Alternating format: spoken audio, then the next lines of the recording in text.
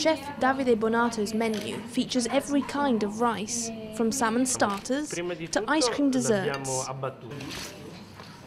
Trained in London under the best names in Italian gastronomy, Davide has poured all his passion into the small white grain. He grew up here in northern Italy, among the rice paddies in the Vercelli region. Rice needs a lot of work. It's a culture, a very ancient tradition. It's our greatest treasure here in the Vercelli area. We're very proud of it.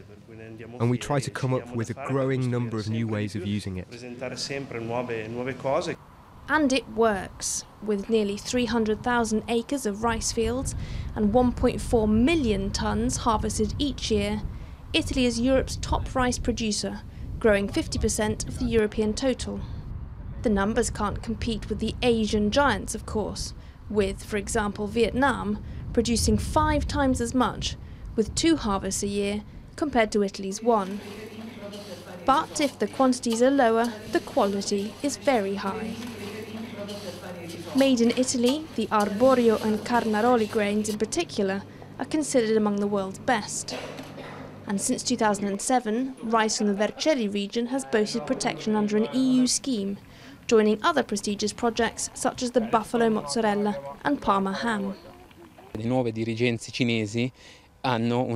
Chinese, for example, are very interested in the Carnaroli variety. Economically speaking, many Chinese can afford to buy it now. They favour the Italian varieties over the rice produced by their neighbours. In order to meet demand, some Italian producers have decided to create ranges of rice-related products themselves. Sandro and his brothers took over the family business, which was set up by their grandfather 50 years ago.